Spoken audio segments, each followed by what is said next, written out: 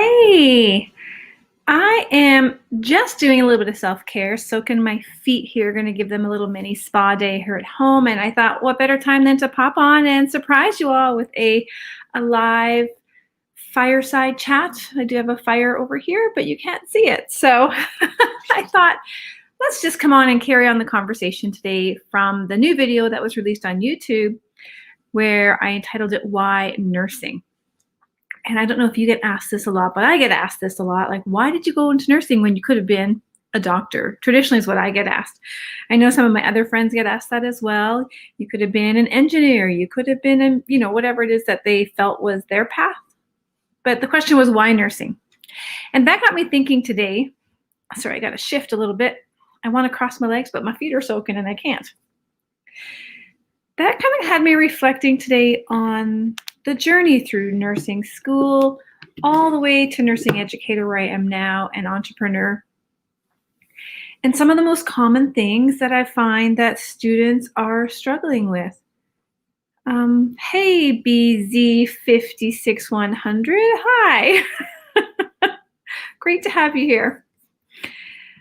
It got me thinking about the struggles of nursing students, both from the student perspective and the educator's perspective. And I thought, in order to answer why nursing, I think, or to maybe make nursing less questionable, I thought maybe I could just come on and share some strategies for students and educators and new nurses to help reduce the stress and the strain that we put upon ourselves to do everything right and to do everything perfect and to not make mistakes, because that's just impossible. We're going to do that, right? And one of the first things I kind of stopped on and was resonating with, obviously I think about my students a lot and how stressed they are in school and in clinical. There is a great deal of overwhelm as they try to master concepts that are difficult and deep, and they go as wide as they go deep. But not only master them, but then to be able to apply them on like a moment's notice, it would seem, for some educators and facilitators, without really allowing time for them to take the integration phase and to really think about, okay, does it match this set of knowledge, or is it a little bit in this pocket of knowledge? And I think the best advice I have, or the best recommendation I have for nursing students to help them feel like they're a little bit more capable and competent and stop asking the question, oh my God, why did I choose nursing? Would just be to realize that you don't have to know it all. Now I know what you're saying. You're probably thinking, yes, I do. I have a test and I have to know it all. And while that is true for the academic side, that you do need to be able to retain and regurgitate and apply information, when you're practicing, even when you're in school, if someone calls on you, like to ask you a question, it is 100% okay to say, I don't know the answer, but here's what I'm thinking. Let me know if I've got this right. Because sometimes it's more about feeling safe to be vulnerable and to share the gaps that you have than it is to charge ahead and pretend and fake that you know something to meet the illusion that you're supposed to know everything. It's definitely not the case. And I think for new educators, hi Diaz1033, thanks for popping in. Nice to have you. I think for new nurses, we also tend to feel the overwhelm of having the responsibility of caring for multiple patients, acute patients. They all have important needs and priorities. I mean, for every one of them, every time that they ring and they call you, they want to know that they are the most important. And I get it. As a nurse, we're prioritizing in our own system. And the overwhelm that we feel to meet the needs and the expectations of our patients can sometimes have us questioning, why nursing?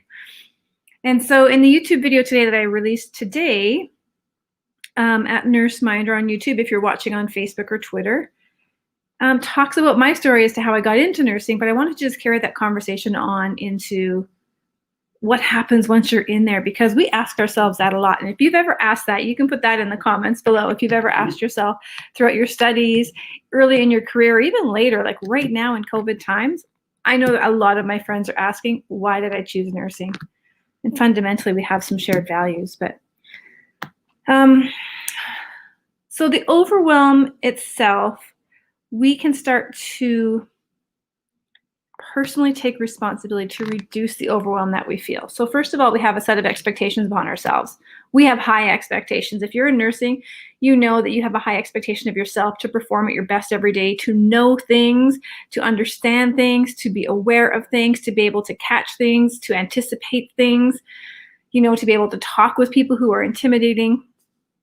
And those expectations are extremely high, and we put them on ourselves. Every single person that you're meeting is a human. Every single person is flawed. Every single person knows that you can't possibly know it all and do it all. And so it's interesting that when we choose to be vulnerable and when we choose to be honest, how much stronger and more capable we become because we leave ourselves open to learning. So nursing students, new nurses, nurse educators, give yourself a break. You know, nursing is a fantastic profession, but you don't have to know it all. Just simply say, if you're a student, you know, I don't know the answer. Would it be okay if I look this up? Or can we explore this together? Here's what I'm thinking. You know, or use your resources as an educator, model curiosity. That is probably one of the highest, what's the word I'm looking for, skill sets that you can teach your nursing students is to be curious. I can't tell you how many times I get into clinical and students are so stressed out that they have a one path mind, meaning these are the symptoms, this is what it has to be. And then when you just stretch them to be curious and to start looking outside, well, what else could it be? What other symptoms do you see? What other history pieces would make you think something else? Just model that curiosity and decrease the stress of having to know everything and create an open environment. Okay, what else? I wrote down just a few notes because, you know, I can wander. Now, those expectations that we have of ourselves as a student, as a nurse, as an educator, are often meant to serve the ego and to make us look like we are competent. I would argue that the person who says to me, I don't know the answer, is more competent than the person who just gives me an answer that they think I want to hear. Do you agree? If you agree, give me a yes down in the comments. Because we can always tell when someone's making shit up. We can tell. Even your colleagues, you know, whether you're in school or you're working, you can tell when they're making shit up. And they're trying to look like they know stuff. So be honest, be open, recognize your limitations, and that will help to decrease the overwhelm and the expectations that you have. And it will make nursing less of a question. Oh my God, why nursing? And it'll make more of a statement. Why not nursing? I can't tell you how many places I have nursed. Like, I honestly probably can't think of them all. I named some of them in the video, but I did miss some of them. And in every single environment, even if I was there for multiple years, I still learned something. I'm still learning today. People ask me great questions. And so I just thought I'd come on and share a little bit more about the how to shift from a why nursing, why now, this is horrible, I should do something else mindset to a why not nursing. This is the best profession in my mind. I came across it late. It actually found me, which is an interesting story. I talk a little bit about that in the video I dropped today on YouTube because it wasn't on my radar.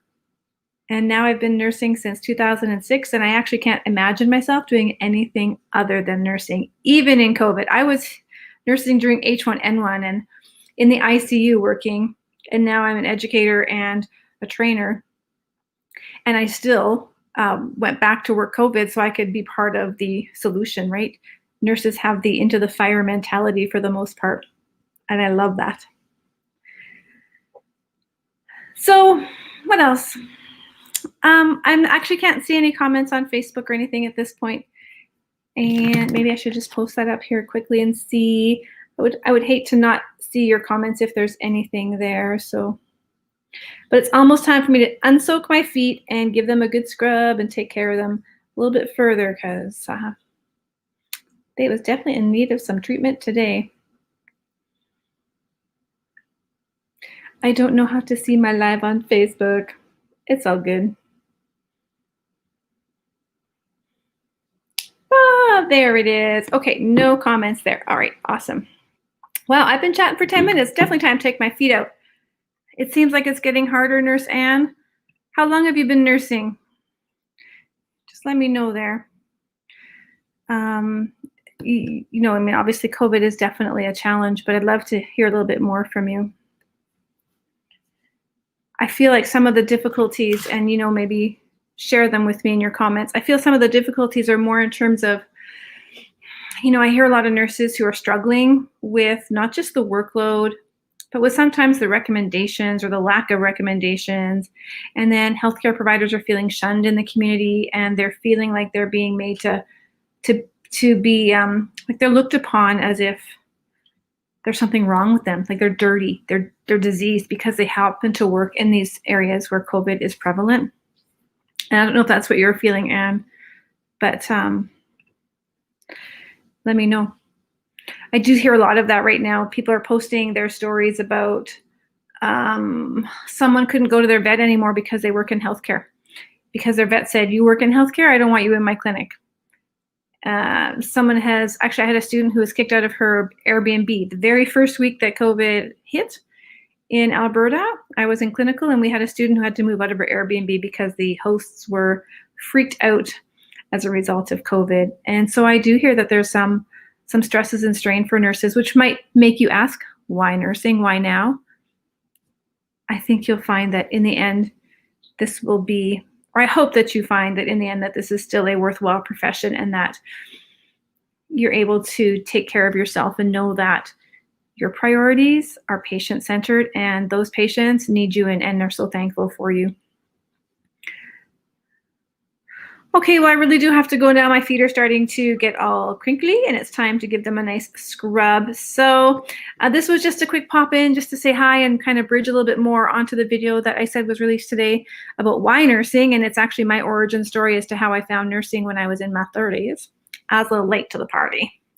But I'd love you to carry on that conversation. There you can add your comments and let me know what you think there. I appreciate you all for popping in. Have a great day, guys.